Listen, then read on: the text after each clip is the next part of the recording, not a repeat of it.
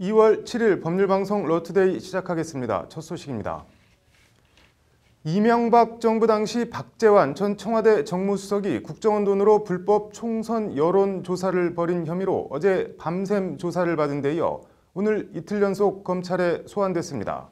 검찰은 또 이현동 전 국세청장도 국정원 공작비를 받고 김대중 전 대통령 뒷조사를 벌인 혐의로 두 번째 소환 조사했습니다.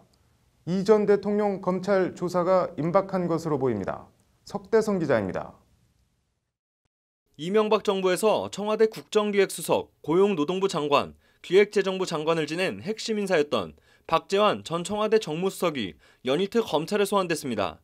박 전 수석은 지난 2008년 18대 총선을 앞두고 국정원에서 수억 원대 특활비를 받아 친이계와 친박계 후보들의 지지율 확인을 위한 불법 여론조사를 벌인 혐의를 받고 있습니다. 이상득 전 의원 보좌관 출신인 장다사로 전 청와대 총무기획관도 박 전 수석과 같은 혐의로 어제 검찰 소환 조사를 받았습니다. 검찰은 소환에 앞서 이들의 집과 사무실 등을 압수수색해 관련 자료를 확보했습니다. 검찰은 박 전 수석 등에 대해 뇌물과 국고손실 등 혐의로 구속영장을 청구하는 방안을 검토하고 있는 것으로 알려졌습니다. 관련해서 MB 측 인사는 법률방송과의 통화에서 국정원 자금을 사적으로 유용한 게 아닌데 어떻게 뇌물과 국고손실이 되냐며 강하게 반발했습니다. 이 관계자는 검찰이 전부 탈탈 털어서 끝장을 보겠다는 것 같다는 말로 이명박 전 대통령 측에 격앙된 분위기를 전했습니다. 역시 오늘 검찰에 소환된 이현동 전 국세청장은 국세청 차장이던 지난 2010년 국정원의 김대중 전 대통령 해외비자금 뒷조사, 이른바 데이비드슨 공작에 가담한 혐의를 받고 있습니다. 이 과정에서 이 전 청장은 국정원 대북 공작금 수천만 원을 수수한 혐의도 받고 있습니다. 검찰은 앞서 지난달 31일 뜬 소문을 근거로 김대중, 노무현 두 전직 대통령의 뒷조사를 벌이는데 대북 공작금 10억여 원을 빼돌려 쓴 혐의로 최종읍 전 국정원 3차장과 김승현 전 대북 공작 국장을 구속했습니다. 검찰은 평창 동계올림픽이 끝나는 대로 이 전 대통령에 대한 직접 조사에 착수할 방침인 것으로 알려졌습니다. 법률방송 석대성입니다. 안미연 검사의 수사 외압 폭로로 난감한 상황에 처한 검찰이 양부남 광주지검장을 단장으로 하는 강원랜드 채용비리 수사단을 꾸리고 재수사에 나섰습니다. 신세아 기자의 보도입니다. 양부남 강원랜드 채용비리 수사단장이 서울 북부지검에 마련된 수사단 사무실로 올라가기 위해 오늘 오후 근무 중인 광주지검을 떠났습니다. 양 단장은 기자들에게 일체 고려 없이 원칙적으로 수사해 국민 의혹을 해소하겠다고 밝혔습니다. 양 검사장을 단장으로 하는 수사단은 차장검사 1명과 부장검사 1명, 평검사 5명 및 수사관들로 구성됩니다. 안미연 검사의 수사 외압 폭로를 의식한 듯 양부남 단장은 좌고우면하지 않고 사실을 밝힐 수 있는 검사와 수사관을 발탁할 것이라고 강조했습니다. 앞서 안미연 춘천지검 검사는 수사 외압은 없었다는 검찰 해명에 대해 어제 보도자료를 내고 검찰이 거짓 변명으로 사안을 덮으려 한다며 권선동 의원과 전직 검찰 간부 등 자신의 이름이 등장하는 것이 불편한 사람들이 증거 목록을 삭제하라고 강하게 요구했다고 주장했습니다. 양부남 단장은 2003년 대선 자금 수사, 2009년 방위산업 비리 수사, 2014년 원전 비리 수사 등을 담당한 검찰 내 대표적 특수통 검사로 꼽힙니다. 공고 출신의 전남대 법대를 나와 검찰에 꽂힌 검사장에 오른 인물로 흑수저 검사장이라는 별칭으로 불리기도 합니다.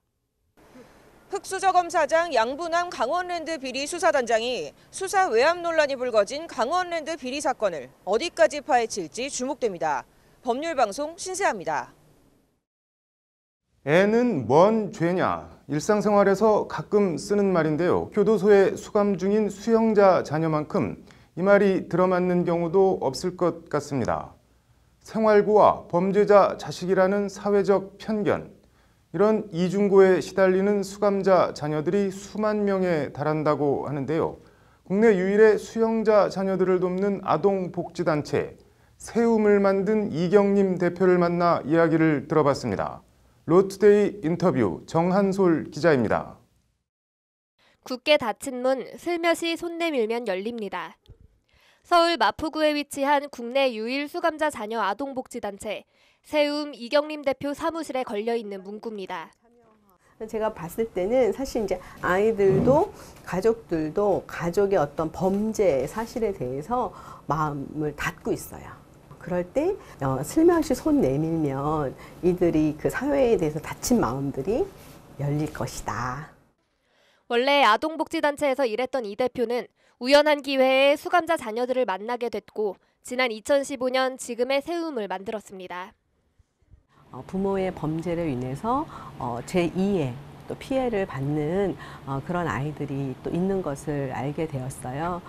부모가 죄를 졌으니까 넌 당연히 힘들게 사는 게 맞아 라고 이야기하시는 분들도 있었고 2015년 조사에 따르면 엄마나 아빠가 교도소에 수감 중인 미성년 자녀들은 연간 5만 4천 명이 넘는 것으로 나타났습니다. 이 가운데 초등학생 연령이 30%, 취약선 아동들도 25%에 달해 수감자 미성년 자녀 절반 이상이 초등학생 연령 이하인 것으로 조사됐습니다. 또 수감자 가족 절반은 가족 해체를 경험하는 것으로 나타났습니다. 부모의 사랑과 애정이 절대적으로 필요한 어린 나이에 사실상 가족의 울타리와 사회에서 소외, 방치되고 있는 겁니다. 우리 사회 구조적인 어떤 모순으로 인해서 빈곤이라는 것이 발생을 하고 그 빈곤에 또 가장 많은 피해를 받는 아이들이 바로 수감자의 아동이라고 생각을 합니다. 그래서 장학금 지급 등의 금전적인 지원은 기본. 세움이 최우선으로 공을 들여 하는 일은 아이들을 만나 얘기를 들어주고 같은 처지의 아이들과 함께할 수 있는 캠프를 여는 등 가족과 친구를 만들어주는 겁니다. 결국은 우리가 이 친구들하고 함께 또 살아가야 되는 거잖아요. 인의 위기일 수는 있는데 그것을 잘 넘어갈 수 있도록 우리 사회가 함께 이렇게 기댈 어깨가 되어주는 게 되게 필요할 것 같아서 저희가 그리고 무엇보다 진짜 가족을 연결시켜주는 것.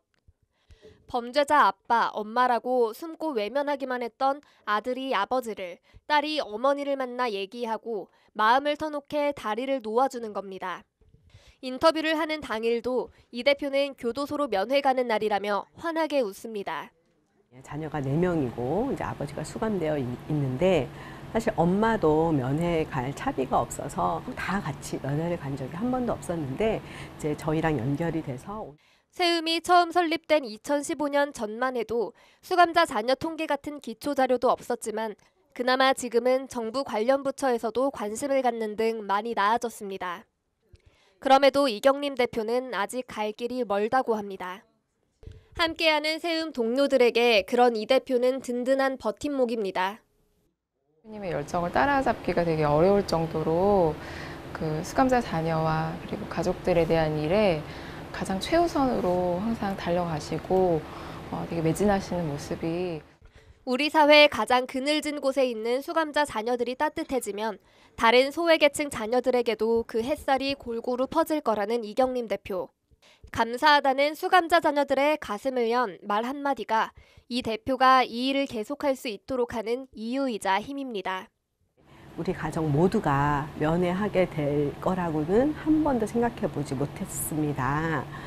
그런데 이렇게 면회할 수 있어서 너무 감사하고 저희가 5만 4천 명의 모든 아이들을 다 만날 수는 없지만 그렇게 한 가족 한 가족 이렇게 세워져 가는 일들을 할 때 되게 보람이 있고요.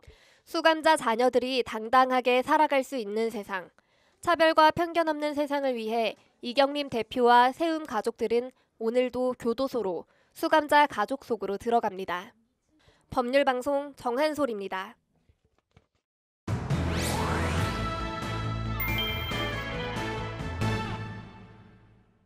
네, 아버지가 소파 밑에 꽁꽁 숨겨둔 억대의 현금을 아들이 훔쳐가서 썼습니다. 이 아들은 절도죄로 처벌을 받을까요? 안 받을까요? 김수현 변호사의 이슈 속 법과 생활입니다. 아들이 아빠가 숨겨둔 현금을 훔쳐갔다고 하는데 어떤 내용인가요? 네, 60대인 A씨는 그동안 아내와 함께 운영하던 숙박업소를 정리하고 남은 돈 2억 5천만 원을 자기 집 소파 밑에 숨겼는데요. 네. 이렇게 집안의 거액의 돈을 보관하고 있다는 사실은 명절에 아들 3명 등 가족이 있는 자리에서밖에 그냥 지나가는 말로 네. 한 적이 없다고 합니다. 그런데 어느 날 확인해 보니까 이 2억 5천만 원 중에 1억 8천만 원이 감쪽같이 사라져서 경찰에 네. 신고를 했다고 합니다. 뭐 경찰에 신고한 걸 보니까 아들이 훔쳐간 걸 모르고 신고를 한 모양이네요.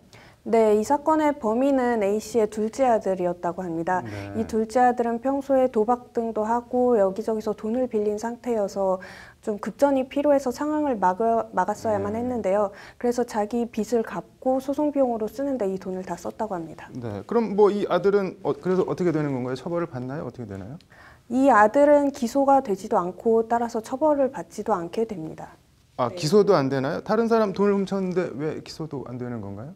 네, 그 이유는 형법상의 친족 상도례라는 규정을 두고 있기 때문인데요. 따라서 경찰도 검찰에 불기소 의견을 전달했다고 합니다. 친족 상도례? 이게 뭐 정확하게 무슨 뜻인가요? 네, 친족 상도례는 강도죄와 손괴죄를 제외한 재산 관련 범죄가 친족 간에 발생한 경우에는 형을 면제하거나 고소가 있어야만 공소를 제기할 수 있다는 특례 규정을 말합니다. 친족이라고 하면은 뭐 어느 범위까지 포함이 되나요? 네, 친족이라고 하면 민법상에 규정된 친족의 범위를 바탕으로 해서 판단을 합니다. 그래서 기본적으로 8촌 이내 혈족, 4촌 이내의 인척, 그리고 배우자 등이 포함이 됩니다. 네. 내일 뭐 관련 얘기 조금 더 들어보겠습니다. 오늘 잘 들었습니다. 네. 서지현, 임은정, 안미현, 요즘 대한민국을 들었다 놨다 하고 있는 이름들입니다. 잘 아시다시피 모두 여성이고 직업은 검사입니다. 먼저 임은정 검사 얘기부터 해볼까요? 임 검사는 어제 서지현 검사 성추행 폭로로 촉발된 검찰 내 성폭력 진상조사단의 참고인으로 출두하며 거침없는 어조로 친정인 검찰을 질타했습니다. 서 검사의 성추행 폭로와 검찰 상층부의 은폐 논란, 일련의 검찰 대응에 대해 내부적으로 다 알던 일인데 마치 몰랐다는 듯이 소스라치게 놀라면서 이런 일을 하는 것이 부끄럽고 안타깝다. 엄격한 바른 검찰을 지향하면서도 부끄러움이 없는 게 검찰의 현실이지 않느냐며 우리가 뭘 잘못했는지 깨닫고 부끄러움을 알아야 한다고 검찰에 돌직구를 날렸습니다. 임 검사는 이번 성추행 사건 이전에도 검찰 내 이런저런 부조리에 쓴소리를 해온 검찰 조직으로 보면 목구멍에 가시 같은 존재입니다. 이번 검찰 내 성추문 관련해서도 검찰 입장에서는 고르고 골라 진상조사단장에 임명했을 여성 1호 검사장 조희진 서울 동부지검장에 대해서도 검찰 내 성추문 문제 제기를 가로막았다. 사퇴하는 게 마땅하다는 입바른 소리를 했습니다. 안미현 검사는 성추문과 함께 검찰에 해묵었지만 가장 아픈 부분인 수사 외압 의혹을 정면으로 폭로했습니다. 강원랜드 채용비리 수사 과정에 검찰 상층부에 외압이 있었다는 건데 외압 주장은 사실 무근이라는 검찰 해명에 대해 안 검사는 어제 보도자료를 통해 이 사건의 본질은 권력형 비리 수사에 외압이 있었다는 거라고 자신이 몸담고 있는 검찰 해명을 정면으로 통박했습니다. 안 검사가 거론한 인물들은 검찰 출신으로 강원도에 지역구를 둔 현 국회 법사위원장인 권성동 자유한국당 의원 등이 포함돼 불길은 정치권으로까지 번진 상태입니다. 임은정, 안미현 검사 그리고 서지현 검사. 서 검사는 현직 검사로 자신의 성추행 사실과 피해자이면서도 검찰 상층부에 의해 조직 내에서 인사 등에서 2차 피해를 당했던 지난 8년 세월을 극적인 방식으로 폭로해 대한민국 검찰의 일대 파란과 대한민국 사회 전체에 엄청난 파장을 일으킨 장본인입니다. 서 검사의 폭로로 한국 사회엔 나도 당했다. 미투 바람이 거세게 일고 있습니다. 검찰을 포함해 대한민국 사회는 적어도 성폭력에 관한 한 서 검사 폭로 이전으로 다시 돌아갈 순 없을 것으로 보입니다. 임은정 검사는 여성 간부에 의한 성추행도 많다며 성추행을 포함한 검찰 내 일련의 사태에 대해 남녀의 문제가 아니라 권력의 문제라고 했습니다. 수사와 기소권으로 대표되는 검찰 권력 자체와 검찰 내 이른바 검사 동일체 원칙, 상명하복의 조직 문화를 모두 지적한 중층적인 표현입니다. 서지현, 임은정, 안미연 검사, 이들이 여검사여서 수사 외압 등 불합리하고 부조리한 일들을 당하고 폭로하진 않았을 것입니다. 그냥 일상적으로 벌어졌던 일들일 겁니다. 조직에서 벌어진 불합리한 관행에 대해 남 검사들은 어디서 뭘 하고 있었는지, 뭘 하고 있는지 궁금할 따름입니다. 앵커 브리핑이었습니다.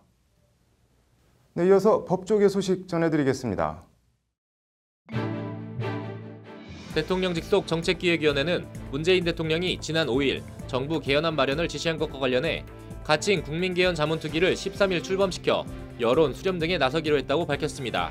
정혜구 정책기획위원장은 오늘 기자회견에서 특위는 국민기본권과 자치분권, 권력구조 개편을 다룰 3개 분과로 구성될 것이라며 3월 초까지 국민 대상 여론조사 등 의견을 수렴하고 3월 중순 자문안이 마련되면 대통령께 보고할 생각이라고 말했습니다.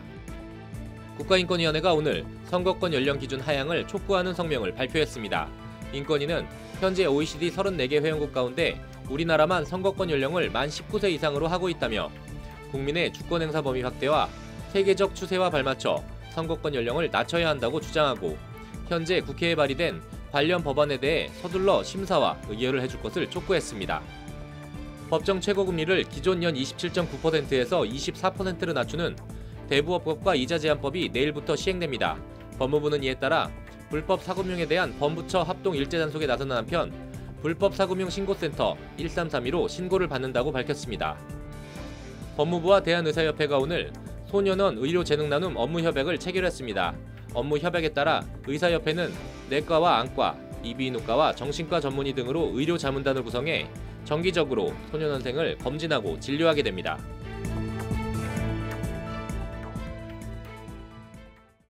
2월 7일 법률방송 러투데이 마치겠습니다. 시청해주셔서 고맙습니다.